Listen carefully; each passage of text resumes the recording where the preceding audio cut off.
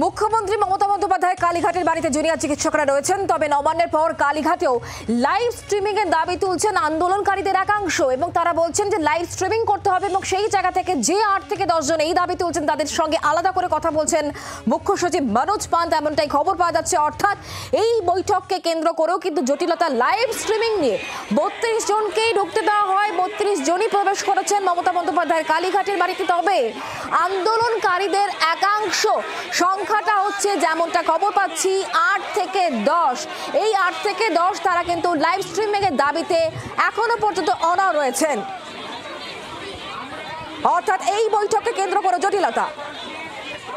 Junior ডাক্তারদের বক্তব্য শোনাবো। দাঁড়িয়ে আছি এবং আমরা বিশ্বের মধ্যে দাঁড়িয়ে আছি। আমাদেরকে সিনিয়র অফিসিয়ালসরা আসেন প্রথমে কথা বলতে। আমরা তাদেরকে জানাই যে আমরা স্বচ্ছতার দাবিতেই এসেছি। চিফ সেক্রেটারি স্যার আসেন, আমরা জানাই যে স্বচ্ছতার দাবিতে আমরা এখানে এসেছি এবং আমরা লাইভ স্ট্রিমিং চাইছি। ওনারা বলেন যে এটা যেহেতু মুখ্যমন্ত্রীর বাড়ি তাই লাইভ স্ট্রিমিং করা এখান থেকে সম্ভব নয়। আমরা ওনাদেরকে বলি রিকনসিডার করতে। ওনারা বারবার দফায় দফায় আলোচনা করে আমাদেরকে জানান যে এটা কোনোভাবেই সম্ভব নয়। আমরা নিজস্ব ভিডিওগ্রাফার নিয়ে এসেছিলাম। আমাদের ভিডিওগ্রাফারকে আমরা বলি যে ভেতরে নিয়ে যাওয়ার অ্যালাউ করতে এবং ভিডিওগ্রাফির ফুল প্রসেসটা যাতে আমরাও করতে পারি, দ্বিপাক্ষিক একটা যাতে ভিডিওগ্রাফির ব্যবস্থা হয় সেই কথাটা আমরা ওনাদেরকে রিকোয়েস্ট করি। ওনারা আবারও একই কথা ওনারা দফায় দফায় আলোচনা করে জানান যে সেটাও সম্ভব নয়। এরকম একটা জায়গায় গিয়ে আমরা ওনাদের কাছে খুব স্পষ্টত প্রশ্ন জানাই যে ঠিক কী কারণে আমাদের ভিডিওগ্রাফারকে অ্যালাউ করা যাবে না। আমরা যেখানে এখানে দাঁড়িয়ে আছি এবং কন্টিনিউয়াস আমাদের ভিডিও তোলা হচ্ছে, তাতে ওনারা জানান যে এটা একটা সিকিউরিটি জোন, তার জন্য তোলা হচ্ছে।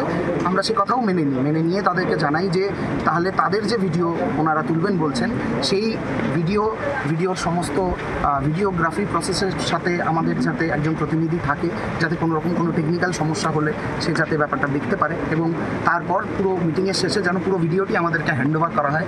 আমরা এর কারণ খুবই ওনাদেরকে নম্রভাবে এটা জানাই যে এর কারণ আমাদের প্রতি মুখ্যমন্ত্রীর অবিশ্বাসের কোনো ব্যাপার নেই বা সাধারণ মানুষের প্রতি মুখ্যমন্ত্রীর কোনো অবিশ্বাসের ব্যাপার নেই।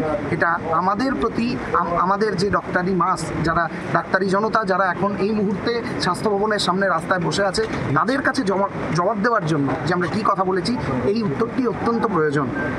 কিন্তু অত্যন্ত দুঃখের সঙ্গে আমরা দেখছি যে এখনও আমরা অপেক্ষা করছি। বাংলার আওয়াজ, বাঙালির আবেগ, জি 24 ঘন্টা।